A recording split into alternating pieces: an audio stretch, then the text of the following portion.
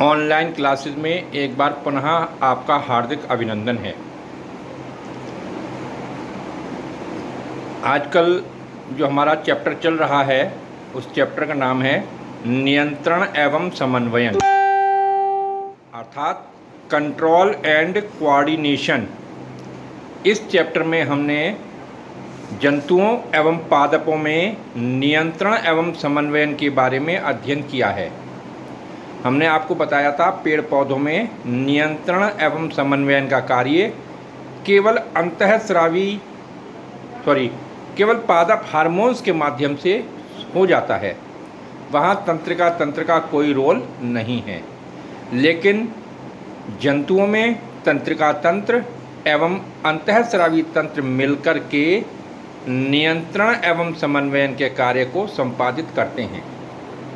विशेषकर मनुष्य में नियंत्रण एवं समन्वयन तंत्रिका तंत्र और अंतःस्रावी तंत्र मिलकर ही कर पाते हैं। अब शब्द उठता है अंतःस्रावी तंत्र, जिसको होते हैं एंडोक्राइन सिस्टम। इसके अंतर्गत हम पढ़ते हैं एंडोक्राइन ग्लैंड्स के बारे में, अंतःस्रावी ग्रंथियों के बारे में। आपको पता है हमारे शरीर में दो प्रकार की ग्रंथियां होती हैं। ग्रंथि मतलब गांठें, ग्लैंड्स। एक तो वो होती हैं जो बहिस्रावी हैं और दूसरी वे हैं जो अंतःस्रावी हैं। बहिस्रावी ग्रंथियां वो होती हैं जिनसे निकलने वाला स्राव शरीर के बाहर आता है, और अंतःस्रावी ग्रंथियां वो हैं जिनसे निकलने वाला स्राव शरीर के भीतर ही रहता है। जैसे हमारे शरीर में बहुत सारी ग्रंथियां हैं। सबसे मुख्य है पीयूष ग्रंथि, जिसको पिट्यूटरी ग्लैंड भी कहा जाता है और इसको मास्टर ग्लैंड भी कहा जाता है। दूसरी है थायराइड ग्लैंड, ये भी बड़ी महत्वपूर्ण ग्रंथि है। तीसरी है अधिवृक्क यानी एड्रिनल ग्लैंड। चौथी है वृषण अर्थात टेस्टीज, और पांचवी है अंडाशय अर्थात ओवरीज। इसके अलावा थैलेमस, हाइपोथैलेमस, थाइमस और भी बहुत सारी ग्रंथियां मनुष्य के शरीर में पाई जाती हैं।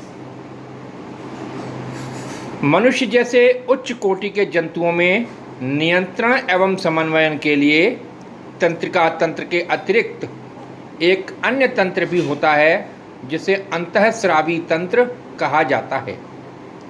इस तंत्र में विभिन्न ग्रंथियां सम्मिलित हैं, जिनसे हार्मोन्स स्रावित होते रहते हैं, जो सीधे ही रक्त में मिश्रित होकर शरीर के विभिन्न अंगों तक जाते हैं और वहां पर अपना प्रभाव दिखाते हैं।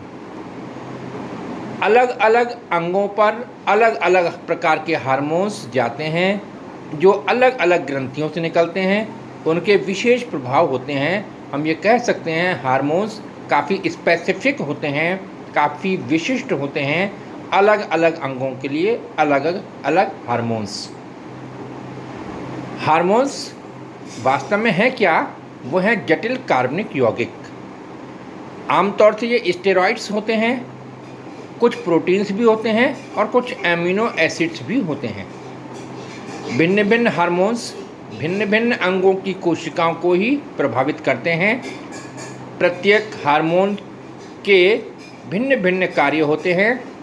हार्मोन्स दो प्रकार के होते हैं, प्रेरक और निरोधक। अंतःस्रावी